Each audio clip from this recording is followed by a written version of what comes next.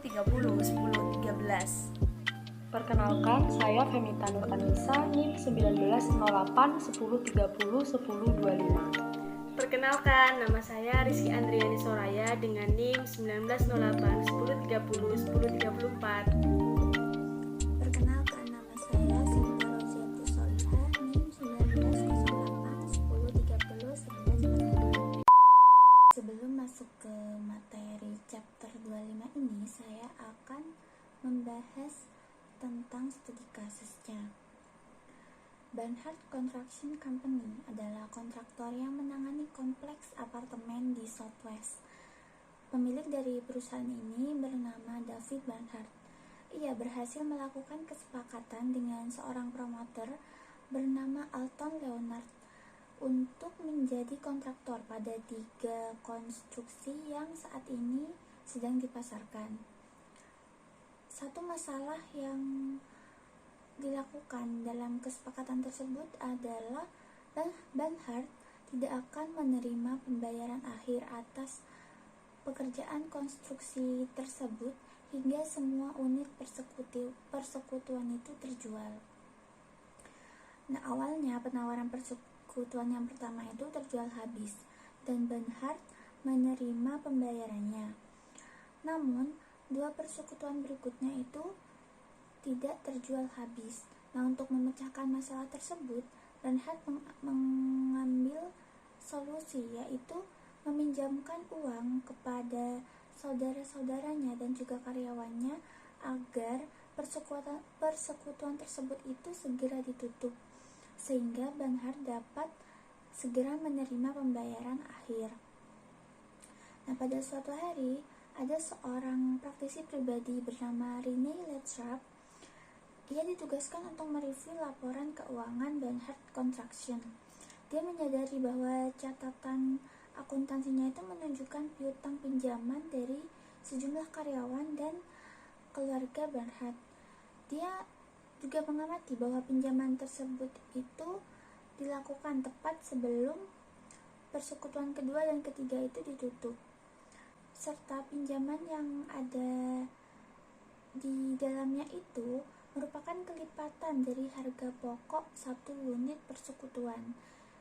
Nah, di sini Rina itu meminta penjelasan tentang situasi tersebut, dan Bernhard hanya menjawab, "Ketika saya menerima uang dari usaha persekutuan yang pertama, saya ingin memberikan sesuatu hal yang baik untuk Anda dan karyawan yang telah bersikap setia kepada saya selama bertahun-tahun. Ini hanyalah merupakan cara saya untuk berbagi rezeki dengan orang-orang yang saya cintai. Untuk kesamaan jumlahnya, itu hanyalah merupakan kebetulan." Begitu kata Bernhard. Rene kemudian mempertimbangkan skenario tersebut, namun dia menemukan bahwa hal itu sulit dipercaya karena 3 alasan. Yang pertama, penetapan waktunya itu ganjil. Kedua, jumlahnya tampak merupakan sebagai kebetulan yang janggal atau disengaja. Kemudian ketiga, jika benar ia ingin membantu orang-orang yang ia cintai atau ingin berbagi dengan orang-orang yang ia cintai, mengapa ia tidak memberikan sesuatu secara cuma-cuma, tetapi malah meminjamkan mereka uang.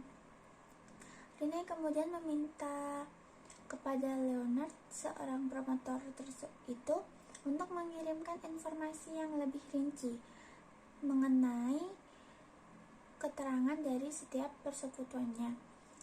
Leonard menolaknya dengan menyatakan bahwa dia berkewajiban untuk mempertahankan kerahasiaan semua informasi dari persekutuannya. Kemudian Rene menekan Bernhard, namun Bernhard juga menolak bekerja sama lebih lanjut dengan Rene, walaupun Bernhard juga mengatakan akan menyajikan kepada Rene bahwa pinjaman tersebut itu tidak memiliki hubungan dengan penutupan persekutuan sehingga dia dapat memperoleh uangnya. Nah, pada saat itu pun Rene memutuskan untuk menarik diri dari penugasan itu. Sehubungan dengan studi kasus tersebut, pada chapter ini akan dibahas mengenai jenis jasa assurance lainnya yang ditawarkan oleh akuntan publik. Subchapter yang pertama yaitu jasa review dan kompilasi, atau biasa disebut Statement on Standard for Accounting and Review Service atau SSARS, yang diterbitkan oleh Accounting and Review Service Committee dari AICPA. Penugasan jasa review memungkinkan akuntan untuk mengekspresikan assurance yang terbatas bahwa laporan keuangan telah sesuai dengan standar akuntansi yang berlaku atau tidak, termasuk pengungkapan informasi yang tepat atau dasar akuntansi lainnya yang komprehensif, seperti dasar akuntansi kas. Akuntan publik harus independen dari klien dalam penugasan jasa reviewnya. Berikut adalah penugasan jasa review. Yang pertama, prosedur yang disarankan untuk review. Bukti untuk penugasan review terutama terdiri dari pengajuan pertanyaan kepada manajemen dan prosedur analitis, yang intinya itu memerlukan lebih sedikit prosedur dibandingkan untuk audit. Nah, untuk review ini, akuntan tidak perlu memahami pengendalian internal, pengujian pengendalian, penilaian risiko pengendalian, atau melakukan pengujian substantif atas transaksi atau pengujian atas rincian saldo seperti konfirmasi piutang atau pemeriksaan fisik persediaan. Nah, SSARS ini mengharuskan akuntan memperoleh bukti yang terdiri dari berikut ini. Yang pertama, memperoleh pengetahuan mengenai prinsip-prinsip akuntansi dan praktik industri klien. Akuntan dapat mempelajari pedoman industri AICPA atau sumber lain untuk memperoleh pengetahuan mengenai industri. Yang kedua, memperoleh pengetahuan mengenai klien. Informasi harus menyangkut sifat transaksi bisnis klien, struktur kepemilikannya, personil kunci, catatan akuntansi dan karyawan, prinsip akuntansi, dan praktik yang digunakan oleh klien, serta isi laporan keuangannya. Yang ketiga, mengajukan pertanyaan kepada manajemen. Pengajuan pertanyaan ini merupakan prosedur review yang paling penting. Tujuannya untuk menentukan apakah laporan keuangan yang disajikan itu secara wajar, dengan mengasumsikan bahwa manajemen tidak bermaksud menipu akuntan. Pengajuan pertanyaan ini harus dilakukan kepada personil klien yang sesuai dan umumnya itu melibatkan suatu diskusi. Yang keempat, melakukan prosedur analitis. Berdasarkan pemahaman akuntan atas industri dan pengetahuan klien, akuntan itu merancang serta melaksanakan prosedur analitis. Prosedur ini akan mengidentifikasi hubungan dan item-item individual yang tampak tidak biasa. Jika terlihat tren yang tidak biasa, akuntan akan terlibat dalam pengajuan pertanyaan lanjutan dengan personel klien untuk memperoleh penjelasan atas setiap hubungan yang tidak diduga. Yang kelima, membaca laporan keuangan. Akuntan harus membaca laporan keuangan untuk menentukan apakah sesuai dengan kerangka laporan keuangan seperti GAAP, IFRS. Membaca laporan keuangan ini dapat mengidentifikasi item-item seperti judul utama atau bagian dalam laporan keuangan yang tidak konsisten dengan kerangka kerja akuntansi yang digunakan, kesalahan aritmetis, kesalahan klerikal, atau pengungkapan yang dihilangkan. Yang keenam, memperoleh surat representasi. Akuntan diharuskan untuk memperoleh surat representasi dari anggota manajemen yang memiliki pengetahuan mengenai persoalan keuangan. Kemudian yang terakhir, menyiapkan dokumentasi. Akuntan harus menyiapkan dokumentasi yang cukup rinci demi menyediakan pemahaman yang jelas tentang pekerjaan yang ia lakukan, review bukti yang diperoleh beserta sumbernya, dan kesimpulan yang dicapai. Dokumentasi ini harus meliputi surat penugasan, prosedur analitis yang dilakukan, persoalan penting yang mencakup pengajuan pertanyaan kepada manajemen, penemuan dan isu yang penting, komunikasi dengan manajemen atau pihak lain mengenai kecurangan yang mungkin, serta surat representasi. Selanjutnya yaitu bentuk laporan. Nah, di sini gambar 25.2 ini menyediakan bahwa selanjutnya bentuk laporan. Di sini gambar 25.5 ini menyediakan contoh laporan review ketika akuntan telah menyelesaikan penugasan review dan memutuskan bahwa tidak terdapat perubahan yang material yang diperlukan terhadap laporan keuangan tersebut. Dari laporan review standar ini meliputi 4 paragraf. Yang pertama, paragraf pertama ini menyatakan secara eksplisit bahwa akuntan telah melaksanakan review dan mengidentifikasi entitas serta periode laporan keuangan yang direview. Paragraf pertama ini juga meliputi pernyataan bahwa review terutama terdiri dari prosedur analitis dan pengajuan pertanyaan serta lingkupnya kurang begitu penting dibanding audit. Kemudian paragraf kedua menjabarkan bahwa manajemen bertanggung jawab atas penyiapan dan kewajaran laporan keuangan serta merancang, mengimplementasikan, dan memelihara pengendalian internal yang relevan terhadap pelaporan keuangan. Paragraf ketiga menyatakan bahwa tanggung jawab akuntan adalah melakukan review atas laporan keuangan manajemen sesuai SSARS dan standar yang mengharuskan akuntan melaksanakan prosedur untuk memperoleh assurance yang terbatas bahwa ada modifikasi yang tidak material yang harus dibuat dalam laporan keuangan. Yang paragraf keempat mengekspresikan assurance yang terbatas dalam bentuk assurance negatif bahwa kami tidak menyadari modifikasi material apapun yang harus dibuat atas laporan keuangan terlampir agar sesuai dengan standar akuntansi yang berlaku. Selanjutnya yaitu kegagalan mengikuti kerangka kerja akuntansi yang berlaku. Jika klien gagal mengikuti standar akuntansi yang berlaku dalam penugasan review, laporan tersebut harus dimodifikasi. Laporan tersebut harus mengungkapkan dampak dari penyimpangan seperti yang ditentukan oleh manajemen atau prosedur review akuntan. Meskipun dampak belum ditentukan, pengungkapan harus disajikan dalam laporan pada paragraf terpisah. Selanjutnya, persyaratan kompilasi. Kompilasi tidak menghindarkan akuntan dari tanggung jawab karena mereka pasti bertanggung jawab untuk selalu cermat dalam melaksanakan semua penugasan. Nah, dalam penugasan kompilasi ini, akuntan harus memenuhi hal-hal berikut. Menetapkan pemahaman dengan klien dalam surat penugasan tertulis mengenai tujuan penugasan, jenis dan batasan jasa yang akan disediakan termasuk pengetahuan bahwa akuntan tidak memperoleh setiap assurance tentang laporan keuangan dan deskripsi laporan jika laporan akan diterbitkan. Kedua, memiliki pengetahuan mengenai prinsip-prinsip akuntansi dan praktik dari industri klien. Ketiga, mengetahui klien, mencakup pemahaman umum atas industri klien, sifat transaksi bisnisnya, prinsip akuntansi serta praktik yang digunakan klien dan isi laporan keuangannya. Yang keempat, mengajukan pertanyaan untuk menentukan apakah informasi klien itu memuaskan atau tidak.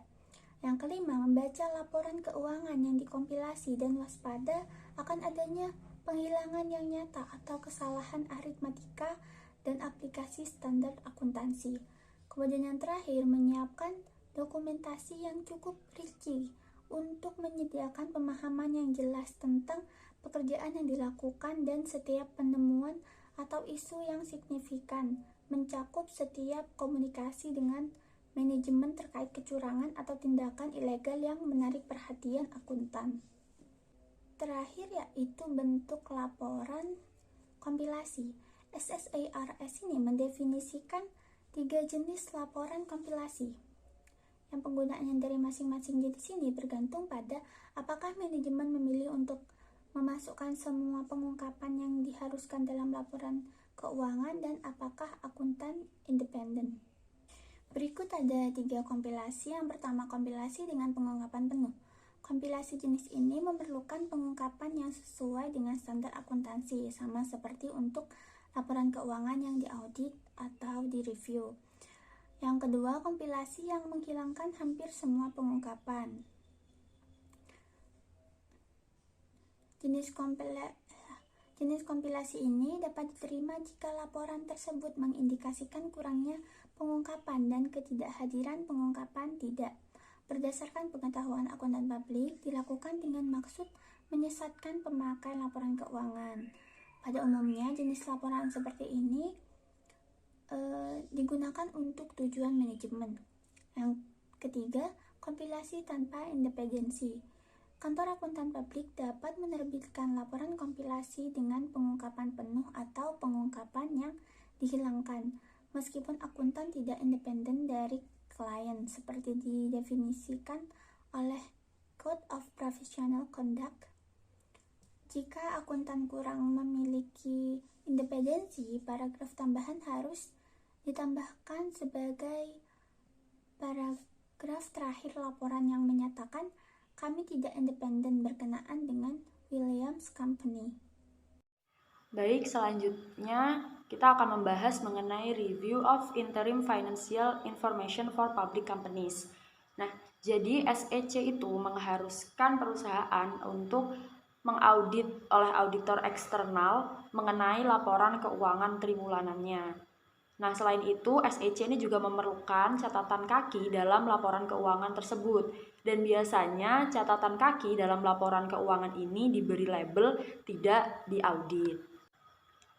Nah, lalu berdasarkan ulasan dari SSARS itu menjelaskan bahwa review interim pada perusahaan publik itu mencakup 5 persyaratan.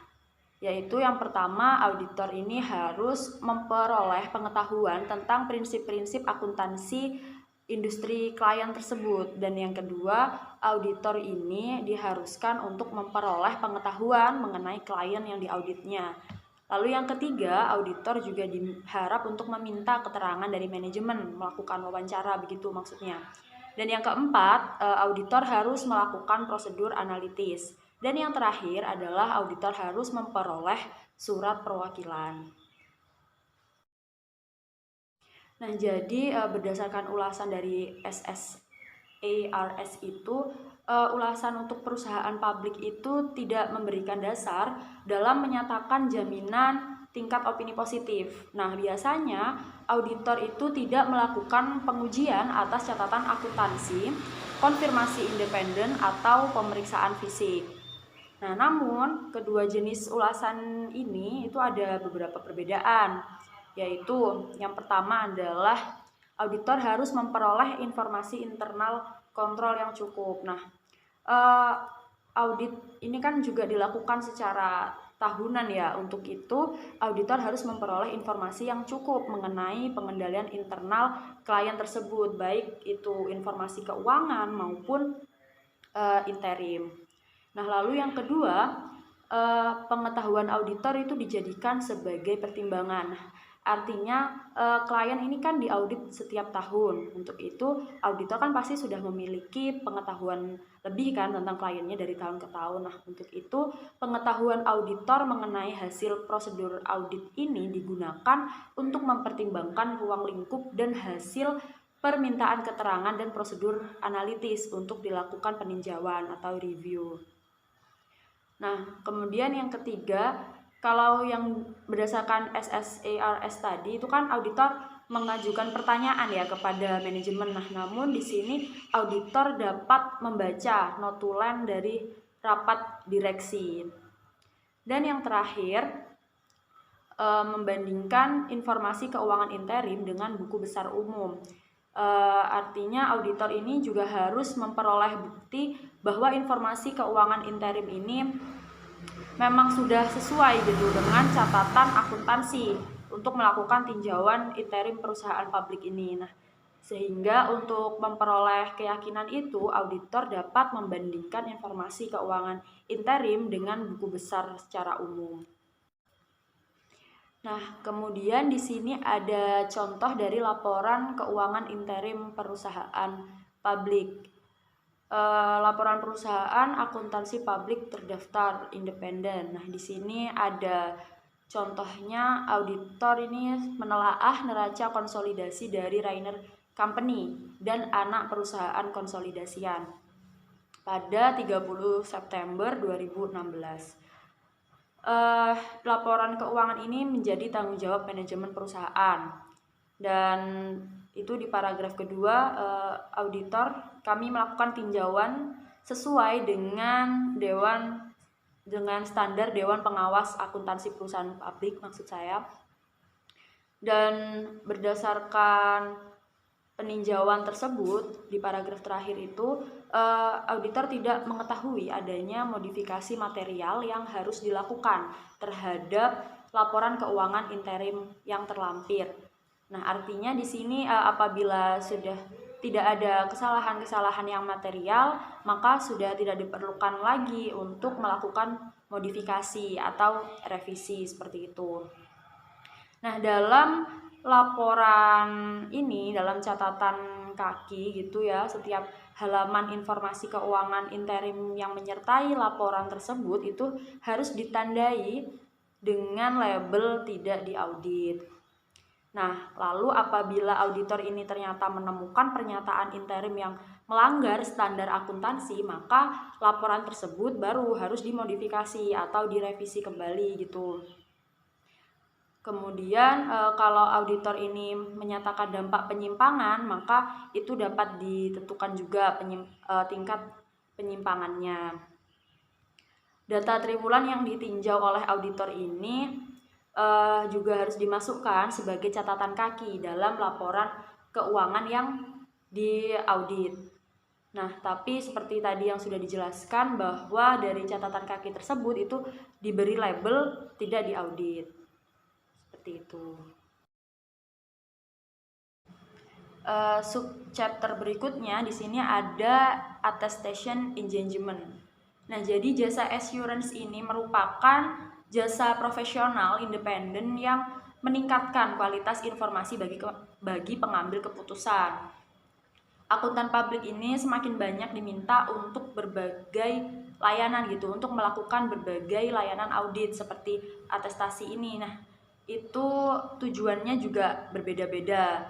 Contohnya di sini ketika sebuah bank meminta akuntan publik untuk melaporkan secara tertulis apakah klien yang diaudit ini telah mematuhi persyaratan dari perjanjian pinjaman. Kemudian di dalam atestasi ini AICPA itu telah menerbitkan standar-standar atestasi juga. Nah, di sini sudah ada gambar di tabel 25.1 tentang standar pengesahan yang diterima secara umum. Nah, AICPA ini menetapkan 11 standar atestasi. Di situ yang pertama ada standar umum. Standar umum ini ada 5 poin ya. Yang pertama, praktisi harus memiliki pelatihan teknis dan kecakapan yang memadai untuk melaksanakan perikatan atestasi. Lalu praktisi juga harus memiliki pengetahuan yang memadai tentang materi tersebut. Yang ketiga, praktisi harus memiliki alasan untuk percaya bahwa materi tersebut mampu dievaluasi terhadap kriteria yang sesuai dan tersedia bagi pengguna. Yang keempat, praktisi harus menjaga independensi dalam sikap mental. Yang kelima, praktisi harus menggunakan kehati-hatian dalam perencanaan dan juga pelaksanaan perikatan dan penyusunan laporan. Nah, selain standar umum, di sini ada juga standards of field work atau standar kerja lapangan ya. Itu praktisi harus merencanakan pekerjaan dengan baik dan harus mengawasi setiap asisten dengan baik. Nah, artinya itu sebelum melakukan kegiatannya itu harus membuat rencana kerja dulu dan juga melakukan pengawasan ketika melaksanakan kegiatan tersebut. Lalu praktisi juga harus memperoleh bukti untuk memberikan dasar yang memadai bagi kesimpulan yang akan diungkapkan. Jadi sebelum mengungkapkan kesimpulan di dalam laporan itu harus memenuhi dulu bukti-bukti yang cukup untuk menguatkan hasil kesimpulan di dalam laporan tersebut. Nah, untuk pelaporannya sendiri di sini sudah diatur juga standards of reportingnya, yaitu standar pelaporannya, yaitu harus diidentifikasi dulu hal-hal pokok atau asersi yang dilaporkan itu serta juga harus menyertakan karakter perikatan di dalam laporan tersebut. Kemudian harus menyatakan juga kesimpulan mengenai hal pokok dalam kaitannya itu sesuai dengan kriteria yang menjadi itu dasar evaluasinya. Kemudian yang ketiga harus menyatakan juga semua keraguan yang signifikan terhadap perikatan. Dan yang terakhir adalah harus menyatakan bahwa laporan tersebut dimaksudkan semata-mata untuk memberikan informasi dan juga kegunaan gitu untuk pihak-pihak yang membutuhkan. Kemudian dari standar-standar ini itu terdapat perbedaan yang menonjol antara standar atestasi dan juga prinsip-prinsip yang mendasari suatu audit, yaitu ada pada standar yang nomor 2 dan juga 3.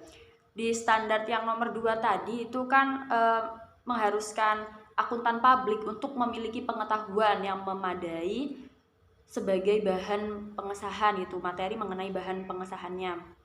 Itu contohnya akuntan publik itu membuktikan kepatuhan perusahaan terhadap Undang-Undang Perlindungan Lingkungan.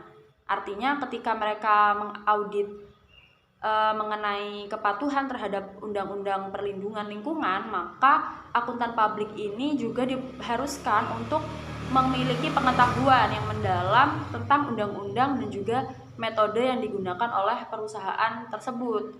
Lalu pada standar yang ketiga ini juga mengharuskan akuntan publik untuk mengevaluasi materi berdasarkan kriteria yang sesuai dan tersedia bagi pengguna.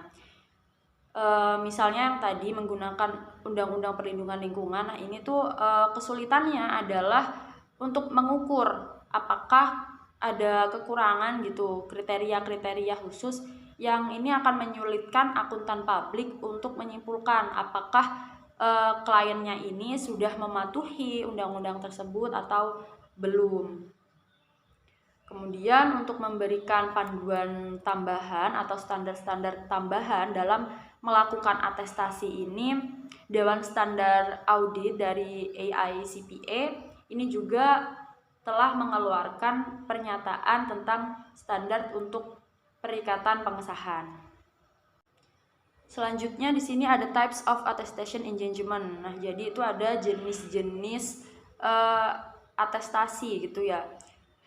AICPA ini telah mengembangkan standar pengesahan khusus untuk menangani jenis perikatan-perikatan tertentu. Misalnya, untuk menyusun atau memeriksa laporan keuangan prospektif atau untuk melaporkan pengendalian internal di dalam organisasi jasa, itu sudah ada standar yang terkait dengan kegiatan-kegiatan tersebut. Kemudian ada juga level of service-nya, yaitu tingkat layanan. Di sini ada 3, yaitu pemeriksaan, review, dan juga prosedur yang disepakati. Untuk pemeriksaan sendiri, ini adalah levelnya itu untuk menghasilkan kesimpulan yang positif yang diungkapkan oleh akuntan publik dalam bentuk opini. Nah, dalam jenis pelayanan yang ini, akuntan publik itu membuat pernyataan secara langsung apakah penyajian asersi secara keseluruhan itu sudah sesuai dengan kriteria yang ditentukan. Lalu yang kedua, level review, itu akuntan publik ini memberikan tingkat keyakinan moderat yang diungkapkan oleh akuntan publik dalam bentuk kesimpulan negatif. Nah, dalam laporan ini CPA atau akuntan publik itu menyatakan apakah ada informasi yang menjadi perhatian akuntan publik untuk menunjukkan bahwa asersi yang disajikan ini tidak disajikan seluruhnya secara material sesuai dengan kriteria yang berlaku. Artinya tuh masih ada bagian-bagian itu yang dinilai tidak sesuai dengan kriteria yang berlaku. Kemudian yang terakhir adalah prosedur yang disepakati.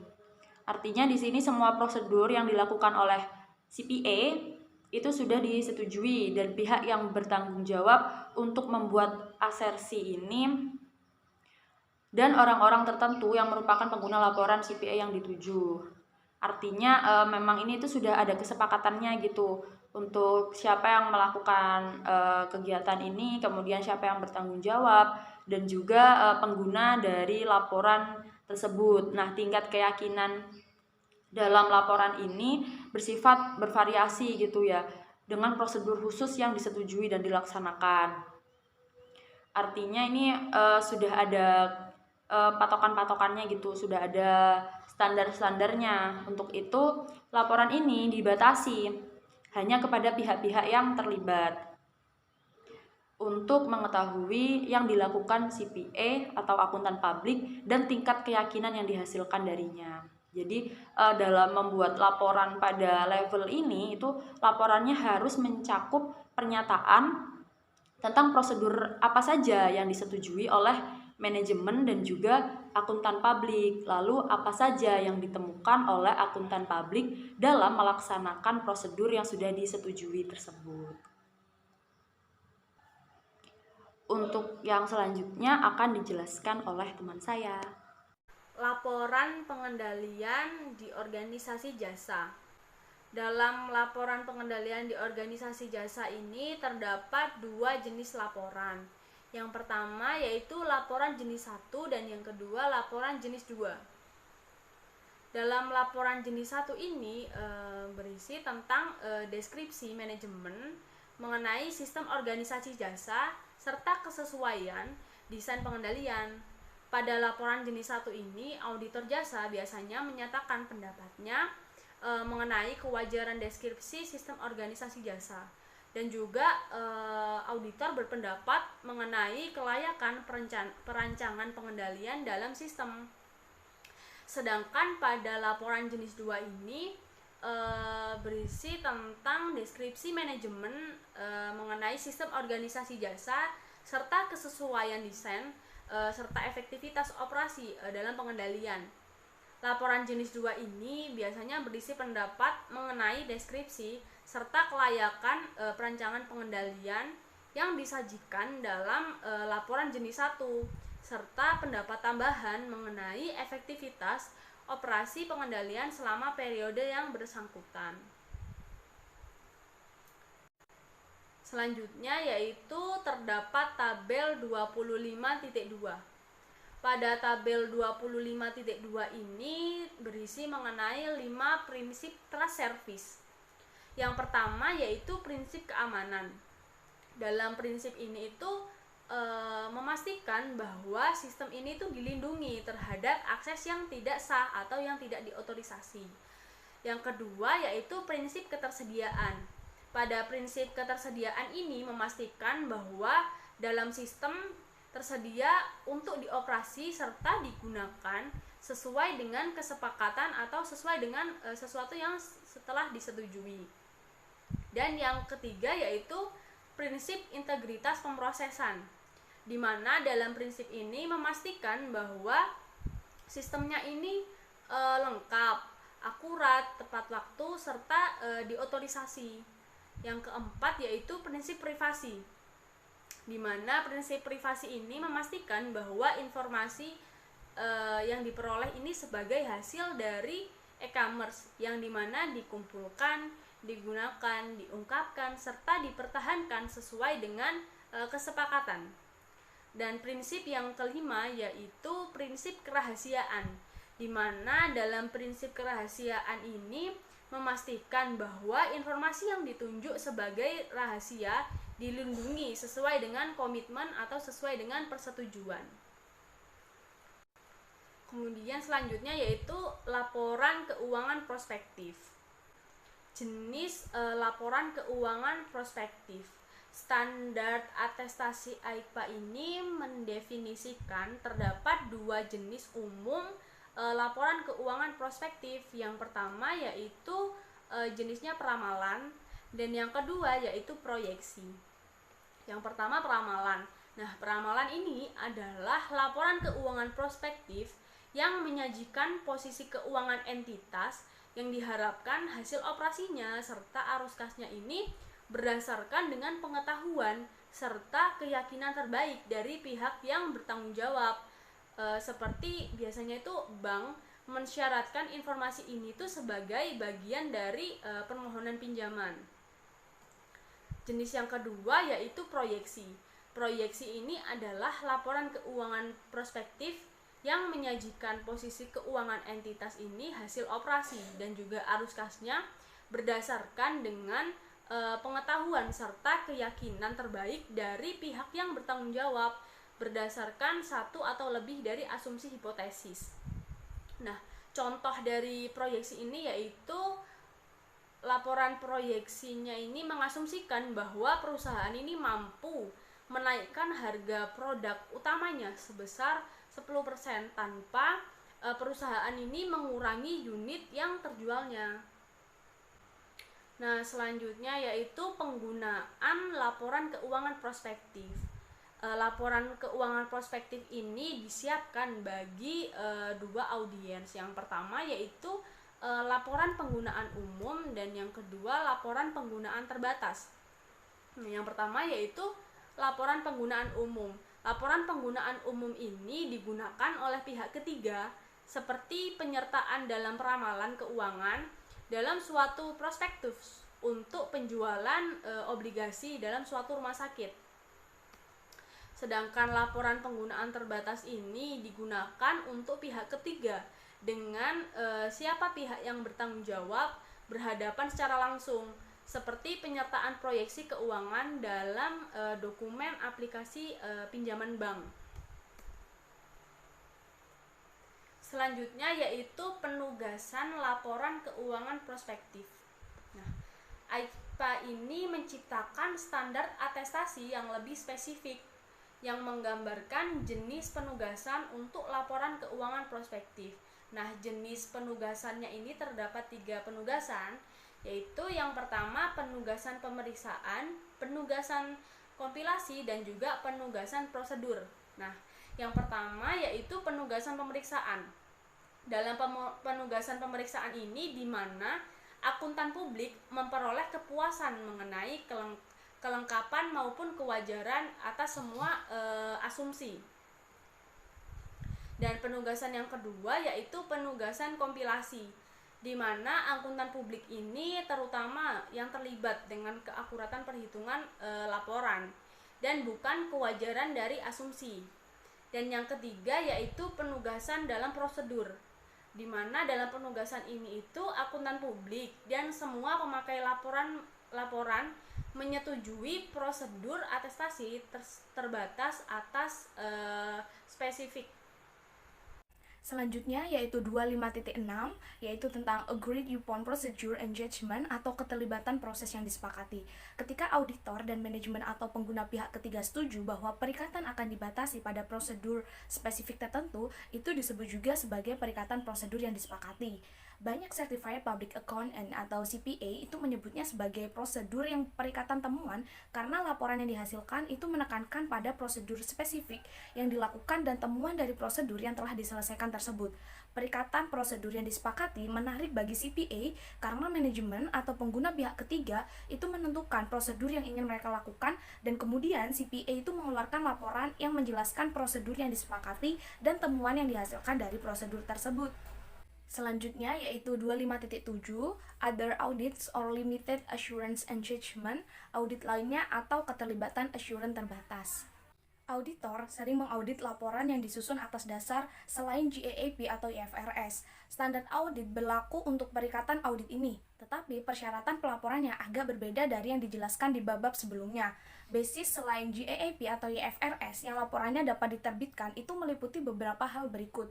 Yang pertama itu ada kas atau modifikasi basis kas. Dengan akuntansi basis kas, hanya penerimaan dan pengeluaran kas yang dicatat di bawah basis akuntansi kas yang dimodifikasi. Basis kas diikuti kecuali untuk item-item tertentu, biasanya itu seperti aset tetap dan depresiasi. Nah, biasanya dalam hal ini tuh seperti profesi dokter dan pengacara itu sering mengikuti metode akuntansi ini. Yang kedua yaitu dasar yang digunakan untuk memenuhi persyaratan dari badan pengatur. Contoh umum termasuk sistem akuntansi yang seragam yang diperlukan untuk rel kereta api, utilitas, dan beberapa perusahaan asuransi. Yang ketiga yaitu dasar pajak penghasilan. Aturan pengukuran yang sama yang digunakan untuk pelaporan pengembalian pajak itu sering digunakan untuk penyusunan laporan keuangan, meskipun hal ini tidak sesuai dengan GAAP atau IFRS. Banyak sekali usaha kecil yang menggunakan metode ini. 4. Yaitu kerangka pelaporan keuangan untuk usaha kecil dan menengah. AICPA atau American Institute of Certified Public Accountants itu telah mengembangkan kerangka tujuan khusus ini untuk usaha kecil dan menengah yang merupakan kerangka mandiri yang tidak didasarkan pada prinsip akuntansi yang berlaku umum di Amerika Serikat atau GAAP. Kerangka kerja ini mengacu pada perpaduan prinsip akuntansi tradisional dan metode akuntansi pada pajak penghasilan akrual. Yang kelima yaitu ada seperangkat kriteria pasti yang memiliki dukungan substansial. Nah, dalam hal ini itu contohnya adalah dasar akuntansi tingkat harga. Metode akuntansi itu harus diterapkan untuk semua item material dalam laporan keuangan. Dan yang terakhir, auditor itu biasanya melakukan audit ini dengan cara yang sama seperti ketika klien mengikuti GAAP atau IFRS. Secara alami harus diikuti oleh klien, misalnya dalam mengaudit perkereta apian. Persyaratan akuntansi yang kompleks itu mengharuskan auditor memiliki pengetahuan akuntansi khusus untuk yang melakukan audit tersebut. Oke, next. Ketika seorang klien mengikuti basis komprehensif selain GAAP dan IFRS, auditor itu harus memastikan bahwa pernyataan terkait laporan tersebut itu harus disiapkan dengan metode dasar akuntansi lainnya. Nah, ini ada gambar 25.8 mengilustrasikan bagian-bagian dari laporan yang disusun berdasarkan kemitraan mengikuti dasar akuntansi pajak penghasilan yang berbeda dari laporan auditor atas laporan keuangan yang disusun sesuai dengan GAAP. Gambar 25.8 ini menunjukkan contoh laporan dasar pajak penghasilan. Misalnya pada laporan keuangan, maka laporan auditor independen itu berbunyi yaitu kami telah mengaudit laporan keuangan Triangle Partnership itu terlampir yang terdiri dari laporan aset, kewajiban, dan pajak penghasilan modal pada tanggal 31 Desember 2016. Dan laporan pendapatan dan beban-beban pajak penghasilan terkait dengan perubahan mitra akun modal-modal dasar pajak penghasilan untuk tahun yang berakhir pada tanggal tersebut dan catatan terkait atas laporan keuangan.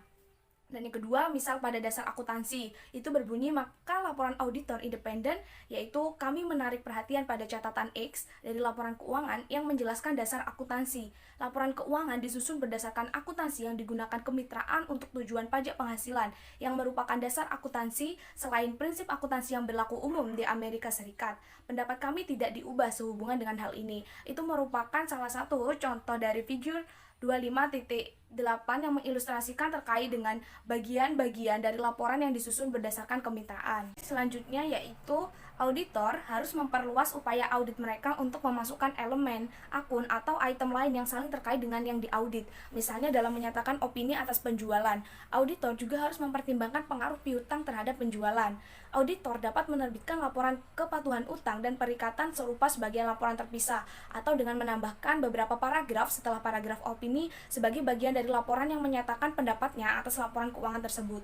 Auditor harus mengamati hal-hal berikut dalam perikatan tersebut. Yang pertama, auditor harus memenuhi syarat untuk mengevaluasi apakah klien telah memenuhi ketentuan dalam perikatan. Dalam audit perjanjian kepatuhan utang, auditor biasanya memenuhi syarat untuk mengevaluasi apakah pembayaran pokok dan bunga yang telah dilakukan pada saat jatuh tempo, apakah pembatasan yang tepat dipertahankan pada dividen, modal kerja, dan rasio utang. Dan yang ketiga, apakah catatan akuntansi memadai untuk melaksanakan audit biasa. Namun, auditor tidak memenuhi syarat untuk menentukan apakah klien membatasi kegiatan bisnisnya dengan benar sesuai dengan persyaratan perjanjian ataukah apakah klien memiliki hak atas properti yang dijaminkan. Ini adalah pertanyaan hukum dan kode perilaku profesional yang melarang auditor untuk berpraktik sebagai pengacara dalam keadaan seperti itu. Yang kedua, auditor harus memberikan surat kepatuhan utang hanya untuk klien yang telah diaudit oleh auditor atas laporan keuangan keseluruhan. Yang ketiga, opini auditor adalah assurance negatif. Ini artinya menyatakan bahwa tidak ada yang menjadi perhatian auditor yang akan membuat auditor merasa yakin bahwa terdapat ketidakpatuhan. Nah, selanjutnya ini ada figur 25.9 itu memberikan contoh laporan terpisah tentang kepatuhan utang yang telah dijelaskan di slide sebelumnya. Nah, ini merupakan example of debt compliance report yang berisi laporan auditor independen yang berbunyi kami telah mengaudit sesuai dengan standar auditing yang berlaku umum di Amerika Serikat. Laporan keuangan dari Bollard Company yang terdiri dari neraca per 31 Desember 2016 dan laporan laba rugi, laba ditahan, dan arus kas terkait untuk tahun yang berakhir pada tanggal tersebut dan catatan atas laporan keuangan terkait, serta telah menerbitkan laporan kami tertanggal 16 Februari 2017. Sehubungan dengan audit kami, tidak ada yang menjadi perhatian kami yang menyebabkan kami percaya bahwa perusahaan gagal mematuhi syarat, ketentuan, atau ketentuan bagian 1 sampai dengan 9, termasuk dari indenture tertanggal pada tanggal 21 Juli 2014 dengan First Bank sepanjang berkaitan dengan masalah akuntansi. Namun, audit kami tidak diarahkan terutama untuk memperoleh pengetahuan tentang ketidakpatuhan tersebut. Oleh karena itu, jika kami melakukan prosedur tambahan, hal-hal lain mungkin telah menjadi perhatian kami mengenai ketidakpatuhan perusahaan terhadap persyaratan, perjanjian, ketentuan, atau ketentuan yang dirujuk di atas, sejauh hal itu berkaitan dengan masalah akuntansi. Laporan ini dimaksudkan semata-mata untuk informasi dan pengguna Dewan Direksi dan Manajemen Bollard Company dan First Bank yang tidak dimaksudkan untuk dan tidak boleh digunakan oleh siapapun selain pihak-pihak yang ditentukan ini. Itu merupakan contoh dari laporan auditor independen yang merupakan laporan yang terpisah terkait dengan kepatuhan utang. Sekian presentasi dari kelompok 2. Apabila kami ada kesalahan atau ketepatan kata, dan jika teman-teman ingin bertanya, silahkan bertanya pada kolom komentar atau bisa bertanya pada saat diskusi di kelas. See you. Terima kasih. Wassalamualaikum warahmatullahi wabarakatuh.